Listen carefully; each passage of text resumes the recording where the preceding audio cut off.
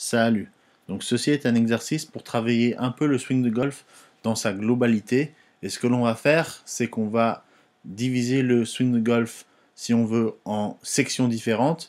Et on va les faire au ralenti en faisant bien attention à certains éléments. Donc ici, je suis en position d'adresse. On va aller de P1, position 1, adresse, jusqu'à P2, clap parallèle au sol.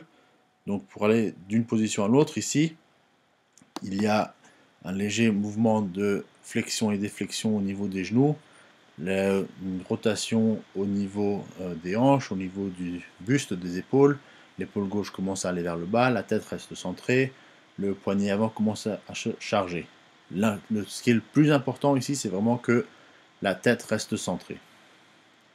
Ensuite, de cette position, on va aller jusqu'au haut du backswing. Toutes ces choses continuent. La jambe avant continue à se fléchir. Le genou arrière continue à se tendre. Les hanches tournent sur un plan incliné. La tête reste centrée. Le poignet avant continue à se charger. Le bras droit, le bras arrière continue à se fléchir. Nous sommes dans une position au haut du backswing où nous sommes relativement centrés avec la tête entre les pieds. De là, on va faire la descente.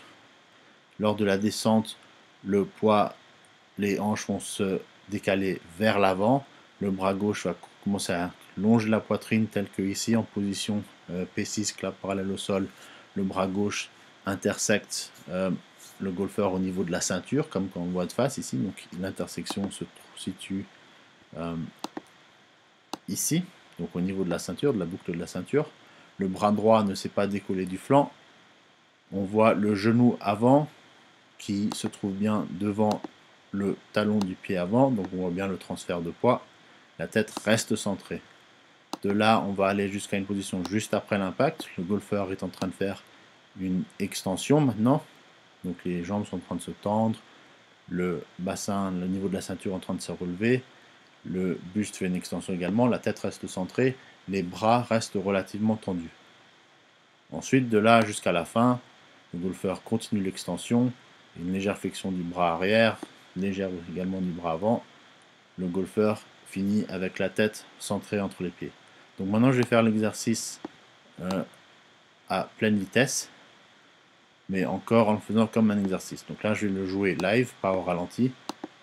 Donc de P1 à P2, je vérifie ce dont j'ai parlé, de 2 à 4, le transfert de poids, 6, impact, et je vais au finish.